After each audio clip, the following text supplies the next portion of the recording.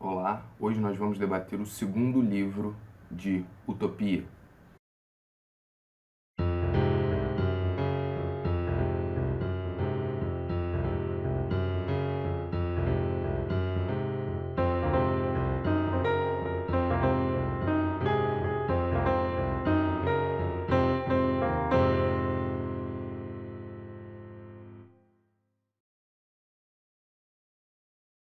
Esse segundo livro da obra Utopia, de Thomas More, apresenta uma descrição do Raphael Ritlodeau sobre a ilha. Segundo Raphael Ritlodeau, a ilha pode ser descrita fisicamente da seguinte forma. A ilha de Utopia é mais larga no meio, onde mede cerca de 320 quilômetros. Nunca se estreita muito mais do que isso, a não ser nas extremidades, que diminuem gradualmente até se curvarem como se tivessem sido traçadas por um compasso, formando um círculo de 800 km de circunferência. Portanto, podeis imaginar a ilha como uma espécie de crescente, cujas extremidades são divididas por um estreito de quase 18 km de largura. E aí o Raphael Ritlodeau, ele fala um pouco sobre a origem da comunidade de Utopia. Segundo ele, a ilha de Utopia havia sido conquistada pelo rei Utopos, que acabou lhe dando seu nome atual, porque anteriormente se chamava Abraxa. Ele afirma que todos os soldados envolvidos na conquista do rei Utopos sobre a ilha de Utopia haviam ajudado na construção das cidades e da comunidade da ilha. A ilha possui um total de 54 cidades e nela se falam todos a mesma língua. O Ritlodeau, ou melhor, More, ao escrever o livro e expor a descrição do Ritlodeau, ele vai valorizar uma espécie de homogeneidade das características políticas da ilha. Ele vai afirmar que todas as cidades vivem sob as mesmas leis e sobre as mesmas instituições, e que um mesmo projeto havia formado e orientado a construção de todas essas cidades. Além de tudo, a gente pode observar também uma noção de simetria, porque ele afirma que a distância de uma cidade para outra, dentro da ilha de Utopia, é mais ou menos a mesma, onde você consegue se deslocar de um centro urbano ao outro, não mais que um dia a pé. E aí ele vai afirmar que todas elas são muito parecidas, muito semelhantes, a não ser pelas diferenças naturais, pela natureza que existe em cada uma dessas cidades. A organização política de Utopia consiste da seguinte forma: uma vez por ano, todas as cidades levam os seus anciãos e os seus habitantes, compreendidos como mais sábios, para a cidade de Amaurote, que seria a capital da ilha. E ela é a capital justamente por estar no centro geográfico de Utopia. E ele afirma também que todas essas ilhas possuem uma harmonia política muito grande, onde não existe o desejo de uma ou outra ilha de estabelecer uma expansão territorial, uma vez que todos aproveitam as riquezas das terras aradas da ilha de Utopia. Cada casa existente nas cidades da ilha de Utopia pode abrigar uma quantidade de, em média, 40 adultos, mais 2 escravos que trabalhavam no cultivo da terra. Todas essas casas possuíam um casal de idosos que eram responsáveis pelos membros dessa casa e que devem satisfação ao filarca, que era entendido como uma espécie de chefe local. Os agricultores, eles eram responsáveis pelo cultivo das terras, e a agricultura era entendida como a atividade mais importante de Utopia. E aí o More ele descreve um pouco as características das cidades de Utopia. Em especial, ele exemplifica as cidades utopianas com Amaurote, que era entendida como a capital. As ruas de Amaurote são muito bem traçadas. Além de protegerem a população contra o vento, oferecem um amplo espaço para o tráfego de veículos. As construções são belas, pois têm a forma de terraços que formaram filas contínuas ao longo de toda a extensão das ruas. As ruas têm cerca de 6 metros de largura. Cada casa tem uma porta principal, que dá para a rua, e uma porta dos fundos, que dá para o jardim.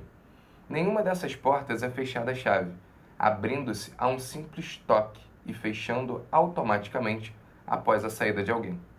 Assim, todos podem entrar e sair, pois ali inexiste a propriedade privada. E a partir daqui, o More começa a descrever a estrutura política da Ilha de Utopia. Ele vai afirmar que os Sifograntes eram os responsáveis pela eleição dos príncipes da ilha. O príncipe, então, ele é escolhido pelo voto secreto. Todos os Sifograntes buscam eleger o homem mais capacitado para governar Utopia. Os raros problemas políticos, as raras tensões existentes na ilha, são todas resolvidas em assembleia.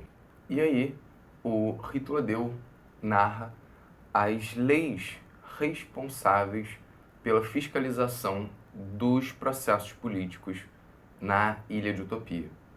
Ele vai afirmar o seguinte: uma lei proíbe que as questões de interesse público sejam discutidas durante menos de 3 dias, sendo crime de morte deliberar fora do Conselho da Assembleia.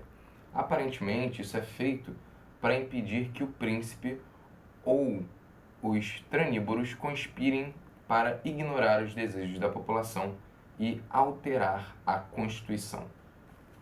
Ou seja, as figuras políticas da Ilha de Utopia não podem debater as questões de cunho político fora das assembleias, pois isso seria uma espécie de lei para tentar impedir conspirações entre as próprias autoridades. E aí ele continua: segundo outra regra vigente no Conselho, nenhum assunto pode ser debatido no mesmo dia em que é apresentado. As discussões sobre ele ficam sempre para o dia seguinte. Deste modo, se impede que alguém diga a primeira coisa que lhe vier à cabeça e depois se ponha a buscar argumentos para justificar o que disse, em vez de tentar decidir o que é melhor para a comunidade. Então, os problemas eles são apresentados e somente nos dias posteriores é que as discussões são feitas, para que as autoridades tenham tempo de refletir sobre os problemas vigentes na ilha. E aí o More volta a falar sobre a agricultura, afirmando que nenhum homem e nenhuma mulher estão isentos da atividade da agricultura. Faz parte da educação de todas as crianças que adquirem noções gerais nas escolas e depois vão pô-las em prática em excursões pelos campos vizinhos. Ali, não apenas observam o trabalho dos camponeses, mas também participam do plantio e da colheita como forma de exercício físico. Além da agricultura, todos os cidadãos de Utopia aprendem outras atividades para servir a comunidade. Uns aprendem lã, outros linho, outros a carpintaria. E uma questão curiosa é que não existem alfaiates e costureiros, pois todos os utopianos usam vestimentas muito parecidas. O More afirma que os utopianos costumam seguir sempre as atividades dos pais, pois, segundo ele, na descrição de Ritladeu, já haveria uma predisposição natural a esse determinado ofício. Ele vai afirmar que os Sifograntes são responsáveis por evitar que quaisquer pessoas da ilha fiquem entregues ao ócio, ou seja, uma das principais responsabilidades dos Sifograntes é fazer com que os habitantes da ilha sejam sempre produtivos em prol da comunidade. Contudo, o More vai afirmar que não há trabalho demasiado, não há uma superexploração dos habitantes de Utopia na ilha. Em Utopia, apenas 6 horas do dia são dedicadas ao trabalho. 3 horas de serviço pela manhã, almoço, 2 horas de repouso, 3 horas de trabalho à tarde e, por fim, a ceia. E aí, o More continua a falar sobre a questão do trabalho em Utopia. Como os utopianos só trabalham 6 horas por dia, pensareis, talvez, que o país viva permanentemente em escassez de gêneros de primeira necessidade. Muito pelo contrário, essas 6 horas são mais que suficientes para produzir uma grande abundância de tudo o que se faz necessário para uma vida confortável. Compreendereis muito bem o que digo, se vos lembrardes do enorme contingente de desocupados que existem nos outros países. Ou seja, na perspectiva do More, se todos trabalham e ninguém está ocioso, a quantidade de trabalho entre as pessoas necessária para produzir um contingente de alimento para a comunidade diminui, porque todos trabalham e ninguém vive de forma a depender do trabalho alheio. E aí ele conclui que se o trabalho ele é otimizado e dividido por todos, ele não precisa ser demasiado. O More ainda vai falar que os utopianos não se prendem a profissões desnecessárias, otimizando o trabalho de todos os habitantes para as profissões que produzam riquezas, bens coletivos. Com toda a população ocupada com trabalhos realmente úteis e com esse trabalho reduzido ao mínimo, a abundância das coisas necessárias é tão grande que lhes permite dispor de vastas reservas, e isto, por sua vez, se lhes permite deslocar uma enorme força de trabalho para reparar as estradas que se acham em más condições. Um outro ponto importante é a questão do abate animal, que é uma atividade feita sempre por escravos em utopia. Conforme More, na descrição de Hitler deu, a prática do abate faria com que o cidadão utopiano deixasse de ter compaixão pelos outros seres vivos.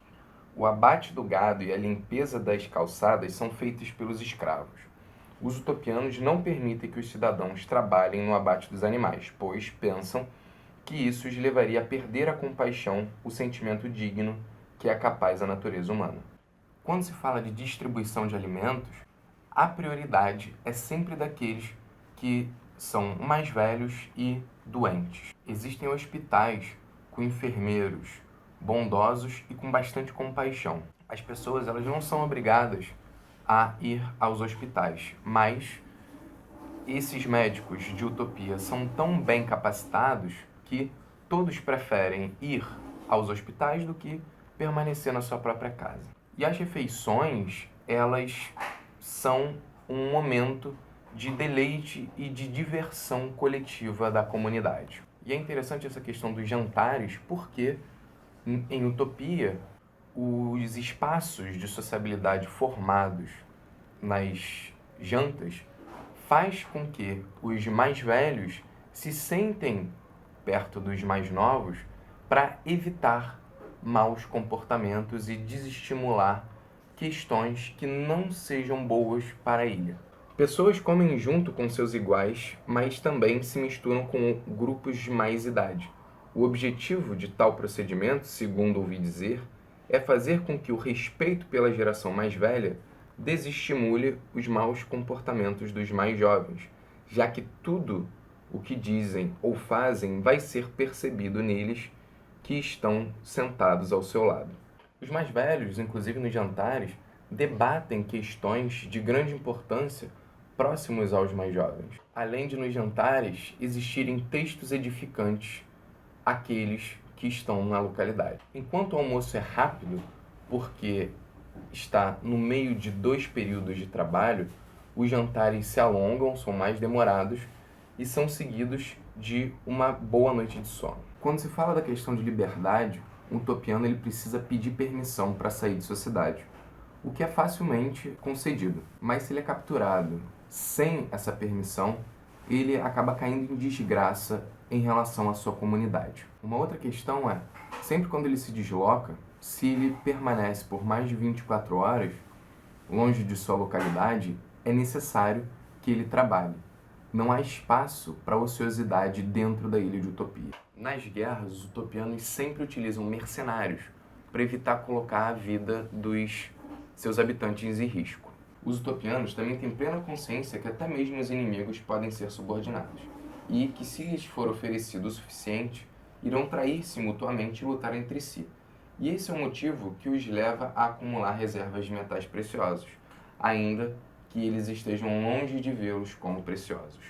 Ou seja, os metais preciosos em utopia são mais utilizados para guerra, para comprar os inimigos, do que como forma de adorno e como forma de valorização social. Quando se fala da educação na Ilha de Utopia, é importante salientar que todas as crianças são contempladas com a educação na língua em que elas falam. É curioso notar que os utopianos eles possuem seus próprios filósofos e que essa filosofia utopiana ela é equiparável à europeia. Não existe criança que deixe de receber a iniciação à literatura, e são muitos os cidadãos que continuam o aperfeiçoamento da educação ao longo de sua vida, o que fazem durante as horas de lazer. Os utopianos jamais tinham ouvido falar nos mais célebres filósofos europeus e, no entanto, na música, na dialética, na aritmética e na geometria, os seus estudiosos fizeram descobertas muito semelhantes à dos nossos sábios. Obrigado por ter assistido o vídeo até aqui. Eu sou Rodrigo Franco, doutor em História Social pelo programa de pós-graduação em História Social da Universidade Federal do Rio de Janeiro. Curta o vídeo, se inscreva no canal, ative o sininho e comente sugestões, dúvidas, vídeos que você gostaria de assistir aqui no canal. Aqui embaixo também vão estar alguns links sobre artigos que eu produzi e livros que eu publiquei.